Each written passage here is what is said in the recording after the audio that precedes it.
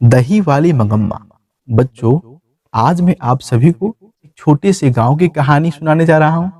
उस गांव का नाम वेंकटपुर रहता है। वेंकटपुर गांव में मगम्मा नाम की औरत अपने बेटे, पुतों और पोते के साथ रहती है। मगम्मा अपने परिवार का भरण पोषण दही बेचकर करती है। वह अक्सर बंगलौर जैसे शहरों में जाकर दही बेचा करती है और दही बेचने के बाद जो भी रुपया उसे प्राप्त होता है उसी से अपने परिवार का भरण पोषण करती है। जब भी वह दही बेचने जाती है बंगलौर शहर में, तो लेखक के घर जरूर जाती है और लेखक के घर भी दही बेचती है और अपने सुख दुख को वहां पे बताती है।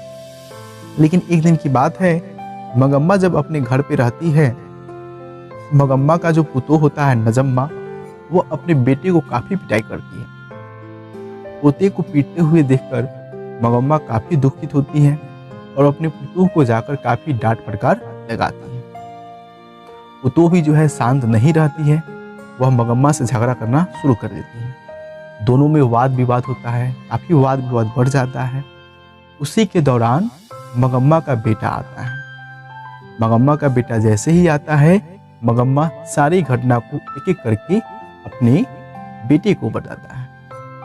मगम्मा का बेटा बोलता है, माँ, मैं नहीं चाहता हूँ कि तुम दोनों आपस में झगड़ा करो, लेकिन फिर भी जो है सास पुतों में झगड़ा होते ही रहता है। लगातार झगड़ा बढ़ते ही चला जाता है। वाद विवाद इतना बढ़ जाता है, अंत में मगम्मा को बोलना पड़ता है, बेटा, तुम मुझे चाहते हो अलग करना तो अलग कर सकते हो। बेटा बोलता है कि माँ, मैं तो अलग करना नहीं चाहता हूँ, लेकिन अगर आप शर्त रखते हैं कि पत्नी और माँ में किसे चुना जाए, मैं अपनी पत्नी को चुनूंगा, क्योंकि मेरे सिवा इसका कोई और नहीं है। आप तो अकेले भी रह सकते हैं। इस बात को सुनते ही मगम्मा काफी दुखित हो जाती है। उसके बाद मगम्मा बोलती है, ठीक है बेटा, अगर तुम चाहते हो मुझे अलग करना तो अलग कर सकते हो। उसके बाद मगम्मा जो है दही बेचने के लिए बंगलौर शहर में चली जाती है। जब वह शाम को बंगलौर शहर से दही बेचकर आती है, तो देखती है कि सारा जो बर्तन है उसे अलग दो हिस्सों में बांट दिया गया है। उसका बर्तन अलग साइड में रख दिया गया है, वैसा ही बर्तन रखा गया है। मगम्मा समझ जाती है, बेटा पुतोह जो है मुझे अलग कर दिया है। फिर भी मगम्मा थोड़ी सी दुखित होती है, लेकिन फिर से जो है सुखी रहना शुरू कर देती है। खाना बनाती है, आती है और बंगलौर शहर में चली जाती है दही बेचने। जब मगम्मा अपने बेटे पुतोह से अलग हो जाती है, वह सोचती है कि अब मैं किसके लिए धन कमाऊं। जो भी रुपया वह कमाती है वह अपने आप पर खर्च करना शुरू कर देती है।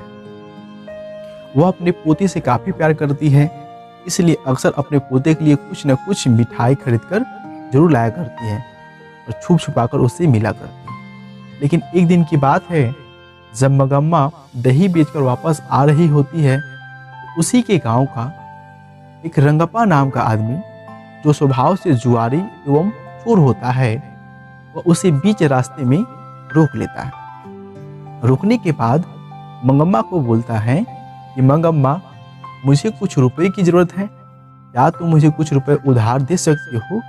मगम्मा बोलती है कि मेरे पास कोई रुपए नहीं है। तो रंगप्पा बोलता है कि मगम्मा, मुझे सब कुछ मालूम है, तुम्हारे पास रुपए हैं, तुम उसे जमीन के अंदर गाड़ कर रखती हो। इस बात को सुनकर मगम्मा घबरा जाती है और कैसे भी करके वहां से वापस चली आती है।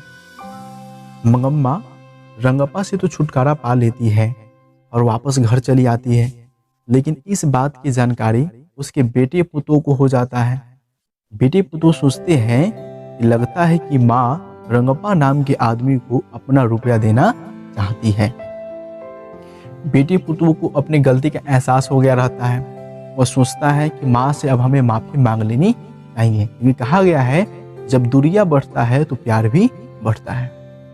वह अपने छोटे बेटे को मगम्मा के पास भेजते हैं, क्योंकि जानते हैं मगम्मा पोते से काफी प्यार करती है। और इसी बहाने जाकर बेटा पुतोह जो है मगम्मा से माफी मांग लेते हैं और उसी के बाद ये कहानी समाप्त हो जाता है और बेटे पुतोह को अपने गलती का पछतावा होता है। बच्चों, ये कहानी जो है केवल दही बेचने वाली मंगम्मा की नहीं है, ये पूरे संसार की कहानी है, हर घर की कहानी है, हर उस मंगम्मा के साथ ऐसा ही होता है।